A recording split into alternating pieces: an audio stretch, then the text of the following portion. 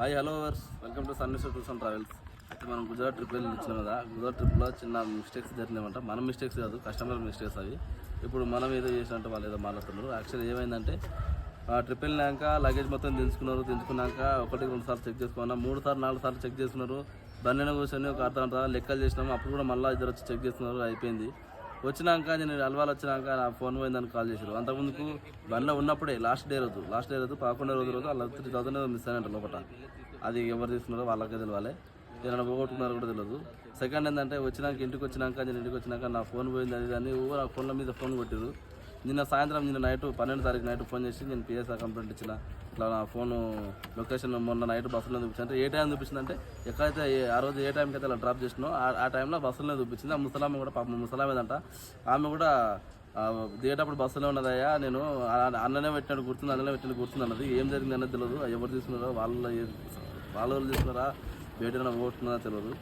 నేనేం చెప్పినా, మీరు 20 మంది నా అమౌంట్ వచ్చారమ్మా, 20 మంది కాదు కదా. నేను ప్రతి ఒక్క వీడియో, ప్రతి ఒక్క రీలు నేను తీసేది యూట్యూబ్లో పెడతా, ఇన్స్టాగ్రామ్లో పెడతా.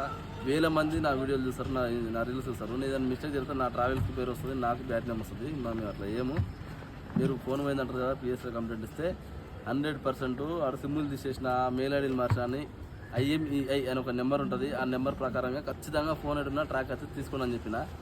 ఆ నైట్ అట్లా అయిపోయింది. మళ్ళీ పొద్దున ఇంకొక ఆయన ఫోన్ చేసి నా వాచ్ పోయింది అంటుండు. ఆల్రెడీ 9 తారీఖు వెళ్తే 19 తారీఖు వచ్చినాము, 20 తారీఖు అయిపోయింది, నెల 21 వాచ్ పోయిందని ఆయన కాల్ చేసిండు. ఆయన ఏమంటుండు, బండ్ల సామాను మేము తెచ్చుకుంటాం, మీరు ఎందుకు వచ్చినా ఆయన అంటాడు. ఆల్మోస్ట్ 99.9% కస్టమర్లు ఏమంటారు అంటే, సార్ మీ డ్రైవర్లు కొంచెం హెల్ప్ చేయొచ్చు కదా, మాకు సామాన్ దించవచ్చు కదా, అది కానీ అంటారు.